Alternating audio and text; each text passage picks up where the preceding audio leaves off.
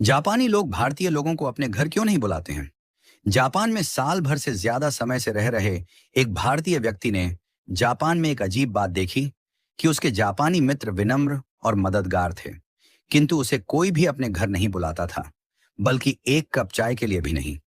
हैरान और आहत होकर आखिरकार उसने एक जापानी मित्र से पूछा कि ऐसा क्यों है। काफी देर तक चुप रहने के बाद उस दोस्त ने भारतीय व्यक्ति को जवाब दिया कि हमें भारतीय इतिहास पढ़ाया जाता है, किंतु प्रेरणा लेने के लिए नहीं, बल्कि एक चेतावनी के तौर पर। यह सुनकर उस भारतीय व्यक्ति ने हैरान होकर पूछा, क्या चेतावनी? भारतीय इतिहास चेतावनी के तौर पर पढ़ाया जाता है? प्लीज बताओ, ऐसा क्यों है? तब जापानी दोस्त ने उससे पूछा कि बताओ, कितने अंग्रेजों ने भारत पर राज किया था? तब भारतीय व्यक्ति ने कहा, शायद लगभग 10,000। जापानी व्यक्ति ने गंभीरता से सिर हिलाया और पूछा, उस समय भारत में 30 करोड़ से ज्यादा भारतीय रहते थे, है ना? तो फिर तुम्हारे लोगों पर अत्याचार किसने किया? उन्हें कोड़े मारने, यातना देने और गोली मारने के आदेशों का पालन किसने किया था? फिर उसने जोर देकर पूछा कि जब जनरल डायर ने जलियांवाला बाग में गोली चलाने का आदेश दिया, तो ट्रिगर किसने दबाया था? क्या वे अंग्रेज सैनिक थे? नहीं, वे भारतीय थे। किसी ने भी जनरल डायर पर अपनी राइफल क्यों नहीं तानी? एक ने भी नहीं। फिर उसने कहा, तुम जिस गुलामी की बात करते हो ना, यही तुम्हारी असली गुलामी थी, शरीर की नहीं, आत्मा की। वह भारतीय व्यक्ति जड्डवत, मौन और शर्मिंदा खड़ा सुनता रहा। जापानी मित्र ने आगे कहा, चलो बताओ, मध्य एशिया से कितने मुगल आए थे? शायद कुछ हजार।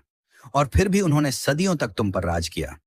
मुगलों ने अपने संख्या बल से भारत में शासन नहीं किया, बल्कि तुम्हारे अपने लोगों ने सिर झुकाकर मुगलों को सलाम किया, अपने लोगों से द्रोह किया और मुगलों की वफादारी की, या तो जिंदा रहने के लिए या फिर चांदी के सिक्कों के लिए। तुम्हारे अपने ही लोगों ने अपना धर्म परिवर्तन कर लिया, अपनी बहन बेटी मुगलों से ब्याह दी। तुम्हारे ही लोगों ने तुम्हारे नायकों को अंग्रेजों को सौंप दिया। बताओ, चंद्रशेखर आजाद के साथ विश्वासघात किसने किया था? वे अल्फ्रेड पार्क में छुपे हैं। यह खबर अंग्रेजों को किसने दी थी? भगत सिंह को, उस समय के बड़े राजनेता जो अंग्रेजों से अपनी बातें मनवा सकते थे। उनकी अनुमति के बिना फांसी पर चढ़ाना आसान था क्या?